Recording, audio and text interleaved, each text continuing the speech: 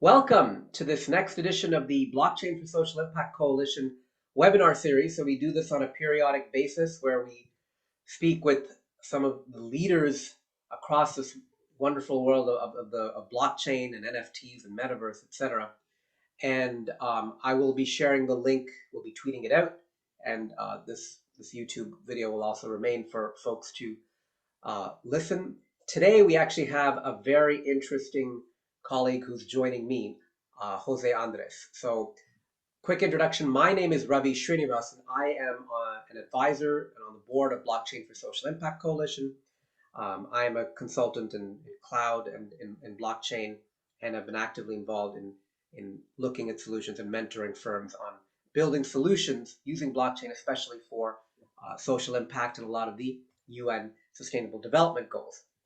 And moving into 2022, Blockchain for Social Impact Coalition, we have partnered with GreenNFTs on a granting cycle and granting phase where we're working on providing grants and mentoring some very interesting organizations.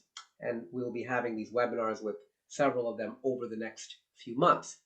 Today we have with us Jose Andres. Jose Andres is an artist and community builder in the NFT space. In early 2021, he helped cultivate the CleanNFTs community to address the ongoing discussions about NFTs and their environmental impact.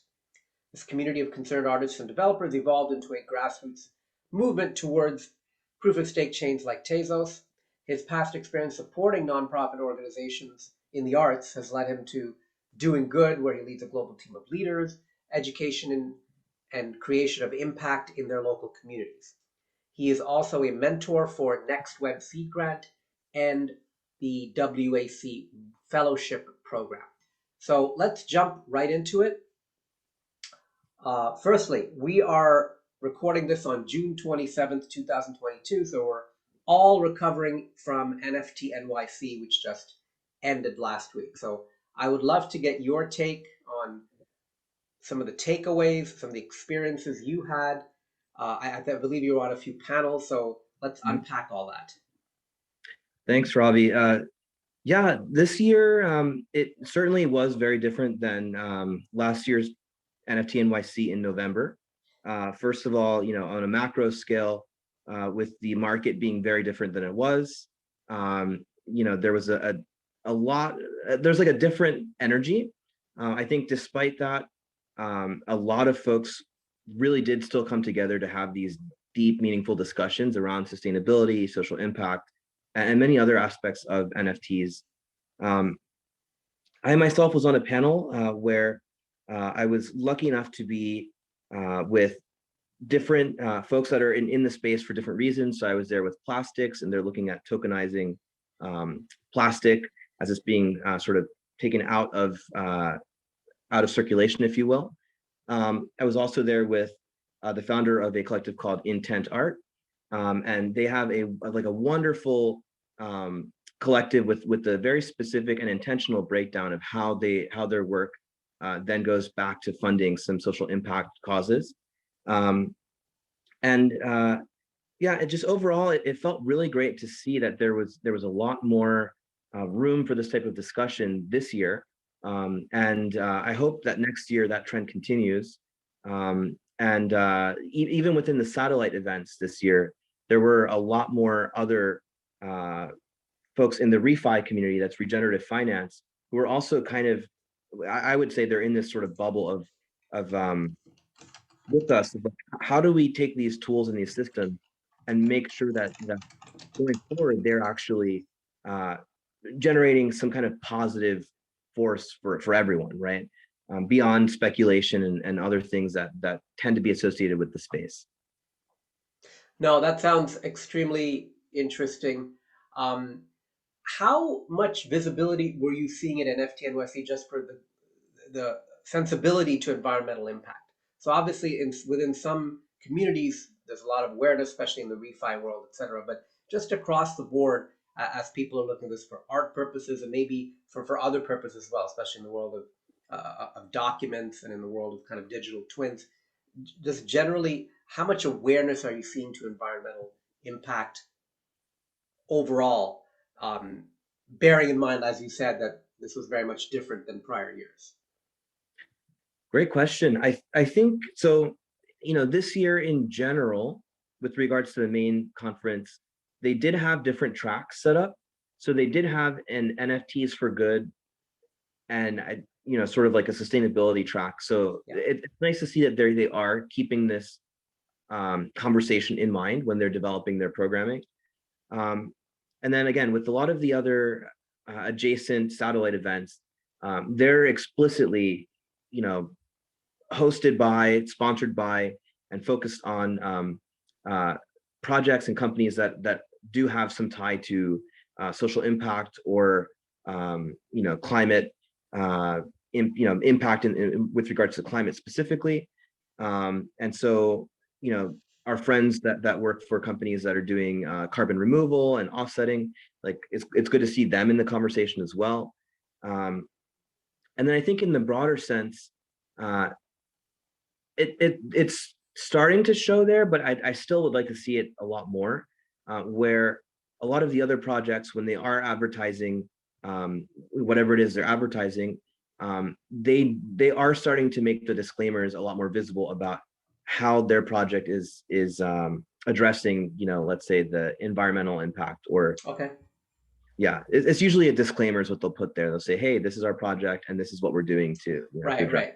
How do we make sustainability, environmental impact less of an afterthought, though?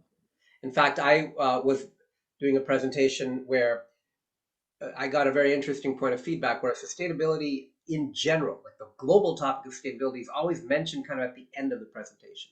Yeah. So there was an approach that we took where we actually led off with sustainability as the first topic when covering all the areas of impact or all the building blocks of a given solution. So I think it's bringing is hopefully what we're doing together here and all the work you're doing will allow us to really bring sustainability and environmental impact to the forefront Mm-hmm. of how solutions are created or how art is created for that matter. Yeah, I've thought about this a lot.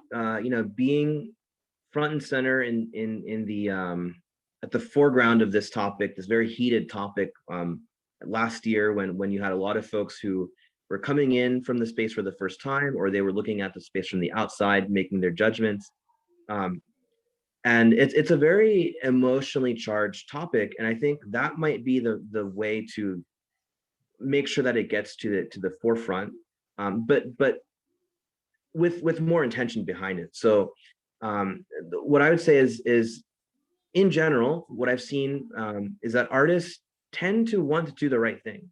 Um, it all comes down though to like, are those solutions that are ethically better? Are they more convenient or less convenient than the, let's say, the standard chain or platform that they might use? Do they have more or less potential to make sales? Do they have um, so like it basically it has to be competitive. So just like anything else, like the incentives have to align at least enough for the artist to make that choice.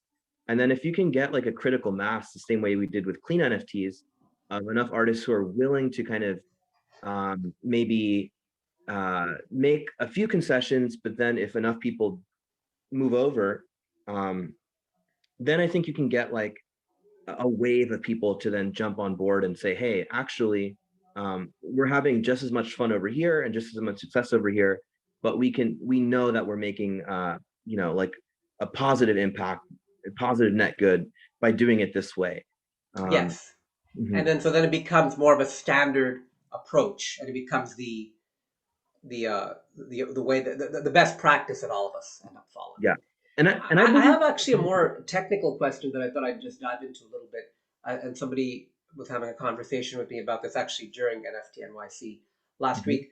When you talk about all the blockchain protocols that are out there, um, so obviously there is a very direct energy cost when we're minting an NFT on on Bitcoin or on Ethereum. But there mhm. are a lot of protocols, especially the proof of stake protocols, where the energy costs are minimal to almost non-existent. So Yeah. how are you thinking about that? how's the community thinking about that in terms of the environmental impact? Is that even part of the conversation? And if it is, people are like, oh well, if I use this protocol, this is a non-issue. So can you unpack that a little bit more and help us understand how we maybe should be thinking about that, certainly from the standpoint of clean NFTs and how you're presenting this? Absolutely. So within Clean NFTs, I can only speak for myself. The way that this group was set up, we basically tried to strive for allowing everyone to have their own voice. We're all learning this together. None of us are Right. experts. But we even to this day, we still get new folks that come in and they ask the question into our Discord, and they ask the question, where should I mint? There's so many choices. We've got a spreadsheet of over 100 platforms across all the different blockchains. And so it can be pretty overwhelming. And the question is always, what's the greenest platform, or the greenest way I can do this? And I always, I always tell folks, like, I can't make that choice for you. But I can let you know what factors you might want to consider. So, some of the big ones are, again, is yes, there are, and a lot of it, let's say Ethereum maximalists will argue the same thing. You have to consider, security of the blockchain, the macro things that you have to consider here are security of the blockchain, whether or not it's decentralized, if that matters to you or not. Yeah. Transaction cost, the potential for your work to sell, whether or not there's buyers there. But I think that goes more to like promotion and marketing. Because if there's no buyers, or if you're very early, that just means you have more of an opportunity to capture that space and become like a, uh, the let's say top dog, if you will, of that particular chain if you're there early enough. So for me, I don't see that as such a big deal. What else? The difference in whether or not the metadata is going to be stored correctly. Yeah. There's so many other factors beyond just the environmental impact, because once you're on proof of stake, and we all know Ethereum will eventually do the merge and they'll also be proof of stake. Once that happens, the idea of which one is the cleanest will still be there, but you'll have to dig a little bit harder to understand, like, are we just kind of measuring now, like, uh, are we measuring actually the energy use, or are we going to go further and kind of see, okay, well, it looks like once Ethereum made the switch, they're actually still using more energy than a Cardano, Tezos, what have you, Polygon. And Yeah. then when that becomes the case, okay, then what are the other factors? Because realistically, there's several proof of stake chains that I'm rooting for, and some of them have had hacks recently on not on the main chain, but like on core components of their architecture, on their bridges, things like that, which have sent the token price, like plummeting. And so that would be disheartening if you kind of built your let's say your career minting on one chain, and then suddenly you got wiped out somehow. I always Yeah. explore people to try several. Yeah, so I mean, you're bringing out considerations beyond just energy, like you said, security, Mm-hmm. and then ease of use, and then uh, kind of the marketing elements. But environmental impact is more than just the energy cost, right? Yeah. Isn't it? Because obviously, at some point, it could be the differences could be like diminishing returns in terms of between after Ethereum goes to proof of stake, maybe it'll still use a little bit more energy, but there'll be several protocols that I think will have relatively small energy costs where that becomes less of a deciding factor versus some Right. of these other components. So then how are you weaving environmental impact overall into those conversations? Um, because they're all intertwined ultimately, because people have to make decisions. And the idea is we want this to be a critical element that they consider, or a principle they consider when making the decisions on how to mint and then how to continue to transact, etc. Exactly. And so I have thought about this. I have a project that I've been working on the back burner, um, ideating on, like, how can we bring basically how can we make the chains and or the platforms compete? Because I think that's really the only way that uh they're going to budge on this is to bring the issue front and center, and to see who's willing to make any kind of changes, um in order to, like, either win an award or be the people's favorite or what have you for the folks who care about this. Because like I said, there are still people who do ask daily, hey, where should I go?